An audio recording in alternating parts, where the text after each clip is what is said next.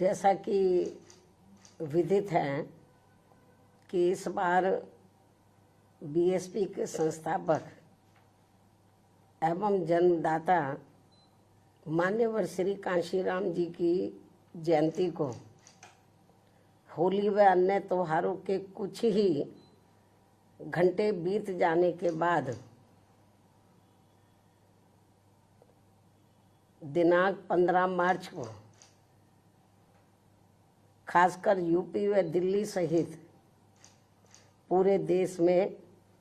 इनके अनुयायियों ने अपार संख्या में इकट्ठा होकर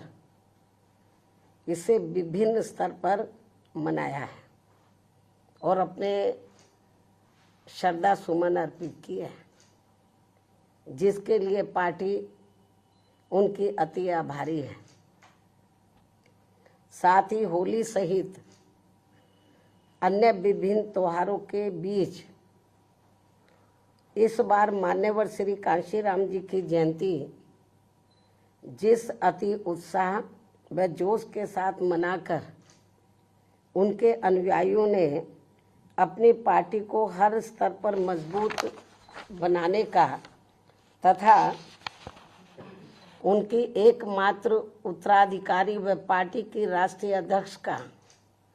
अपने पूरे तन मन धन से साथ देने का जो संकल्प लिया है,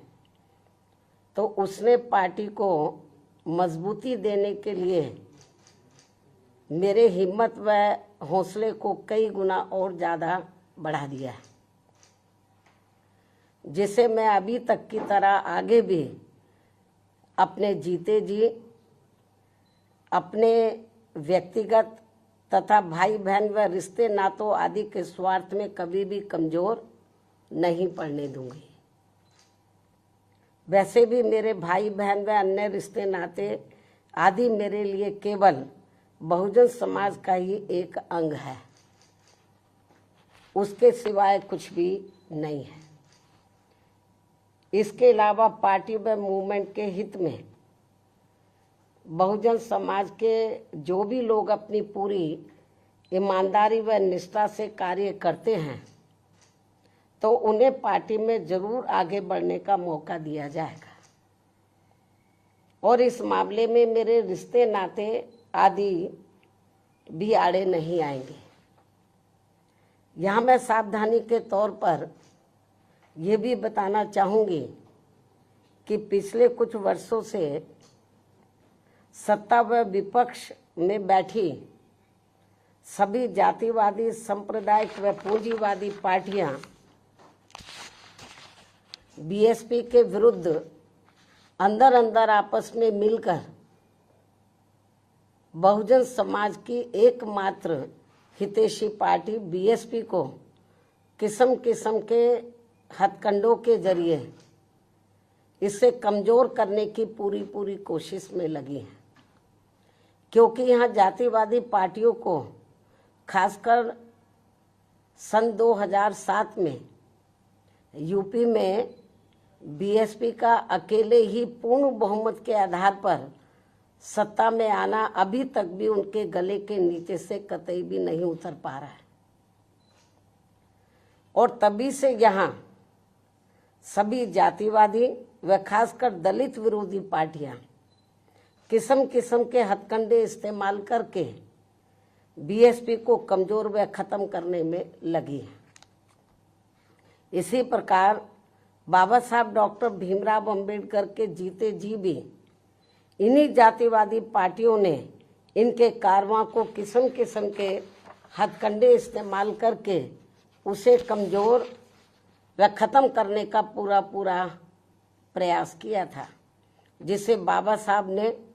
व बाद में मान्यवर श्री कांशीराम जी ने भी इनके मंसूबों को पूरा नहीं होने दिया है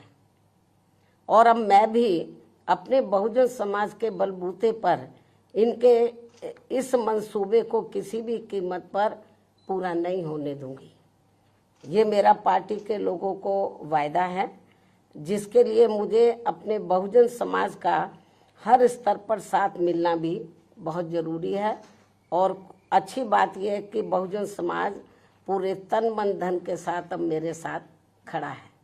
अभी भी खड़ा है। इतना ही नहीं बल्कि दलित व अन्य उपेक्षित वर्गों के लोगों को ये मालूम है कि ये लोग यूपी में बीएसपी की पूर्ण बहुमत की सरकार बनने से पहले यहाँ जातिवादी उच्च वर्गों के लोगों के सामने, यानी कि जो बहुजन समाज के लोग हैं, खास तौर से दलित वर्ग के लोग, यहाँ जातिवादी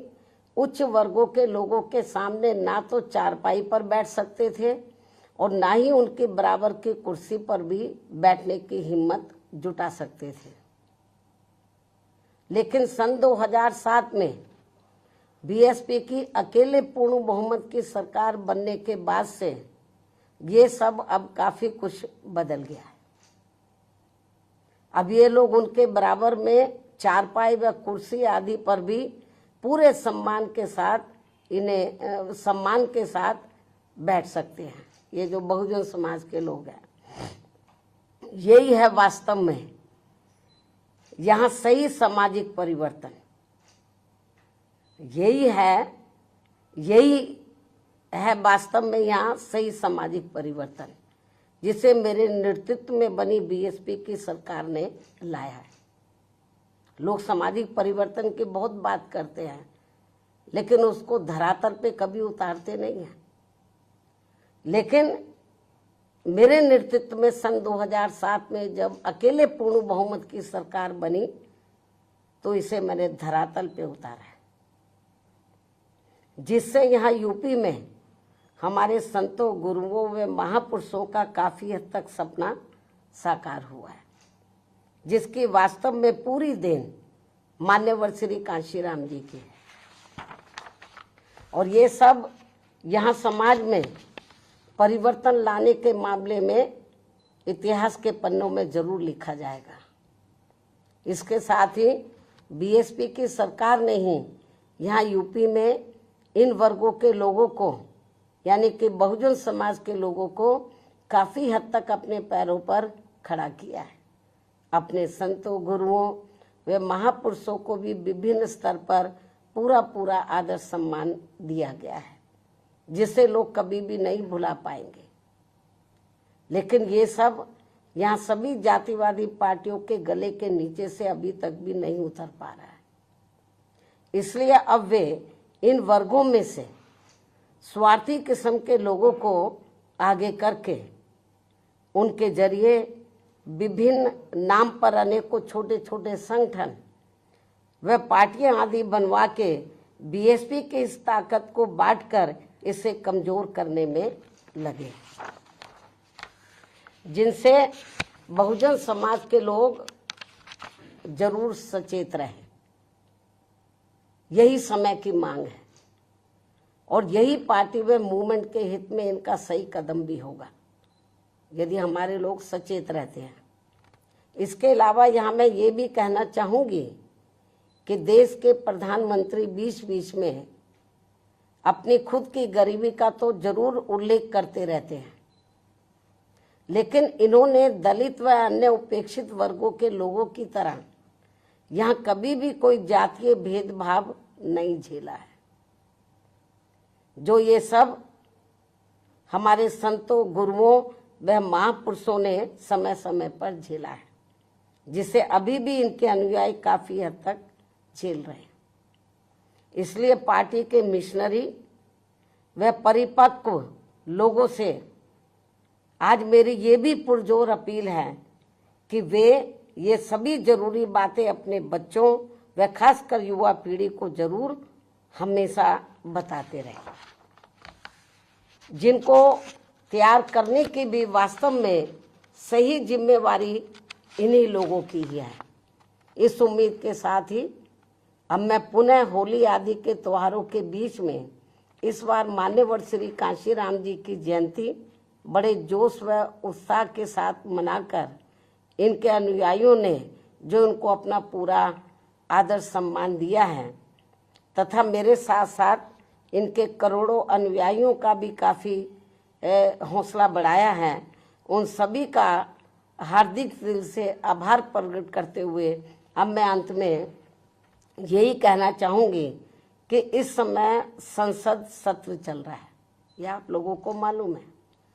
जिसमें देश में आम जनहित के मुद्दों पर कम बल्कि अपने अपने स्वार्थ में राजनीति करने पर ज़्यादा जोर दिया जा रहा है, जो ये अति चिंता की बात है। साथ ही पिछले कुछ समय से वक्फ बोर्ड पर भी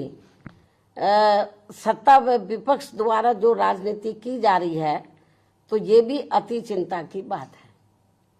और यदि ये मामला समय रहते आम सहमति से सुलझा लिया जाता तो ये ज़्यादा बेहतर होता। केंद्र सरकार इस मामले में जरूर पुनर्विचार करे, सोच विचार करे, ये भी हमारी पार्टी की केंद्र सरकार से पुरजोर अपील है। इस उम्मीद के साथ ही अब मैं अपनी बात यहीं समाप्त करती हूँ। धन्यवाद। जय भीम व जय भारत।